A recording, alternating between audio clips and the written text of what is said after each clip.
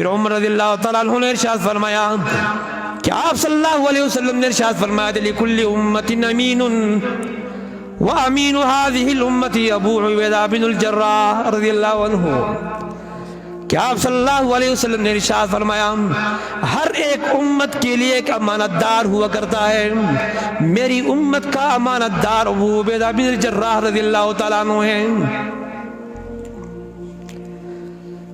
صحابہ اکرام کی تاریخ اور ان کی سیرت، یہ تیسرے قاری ہیں جن کے متعلق آپ صلی اللہ علیہ وسلم نے ارشاد فرمایا معاذ کے پاس جاؤ، ابن مسعود سے سیکھ لو قرآن کریم، سالم سے سیکھ لو قرآن کریم، معاذ ابن جبل سے سیکھ لو قرآن کریم۔ چوتھا قاری ہے ابی بن کعب رضی اللہ تعالیٰ عنہ۔ ابی بن کعب، آپ صلی اللہ علیہ وسلم نے ایک مرتبہ فرمایا ابی بن کعب سے، ابی اقرأ علی شیئا من القرآن، قرآن کریم کچھ میرے اوپر پڑھ لو نظر آ۔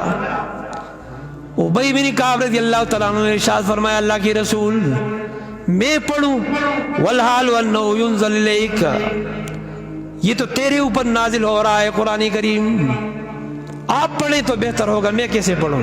فرمایا نہیں، میرے پاس جبرائیل علیہ السلام آئے تھے، جبرائیل نے کہا کہ یا رسول اللہ ابی سے کہہ دو کہ قرآن کریم پڑھے۔ پھر فرمائی ابی کو اللہ تبارک و تعالیٰ نے ارشاد فرمایا کہ جبرائیل جا کر پیغمبر صلی اللہ علیہ وسلم سے کہہ دو کہ یہ ابی آپ کے سامنے قرآن کریم پڑھے۔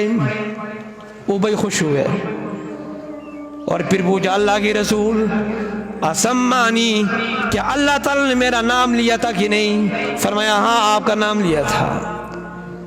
رو پڑے ابی بن کعب رضی اللہ تعالیٰ خوشی سے رو پڑے، قرآن کریم شروع کی اس نے، تلاوت جب ختم کی نا آپ صلی اللہ علیہ وسلم نے ارشاد فرمایا یا ابی بن کعب لقد اوتیت مزمارا من مزامیر آل داؤد، آپ کو آل داؤد جیسی سریلی آواز دی گئی ہے۔ داؤد علیہ السلام کو اللہ تعالیٰ نے خوبصورت آواز دی تھی۔ 4 انبیاء کرام ہیں نا، 4 انبیاء کرام جن کی عظمت بہت بڑی ہے، شان ان کی بڑی ہے۔ آدم علیہ السلام کی قد مبارک لمبے قد والے تھے، داؤد علیہ السلام کی آواز انتہائی خوبصورت، یوسف علیہ السلام کا حسن، ان کا جمال، آپ صلی اللہ علیہ وسلم کے اخلاق، یہ 4 ہیں۔ عزیز دوستو، آپ صلی اللہ علیہ وسلم نے ارشاد فرمایا خذوا القرآن من 4، قرآن کریم اگر سیکھنا چاہتے ہو تو 4 بندوں سے سیکھو، ابن مسعود، سالم رضی اللہ تعالیٰ عنہ، معاذ بن جبل رضی اللہ تعالیٰ عنہ، ابی بن کعب رضی اللہ تعالیٰ عنہ۔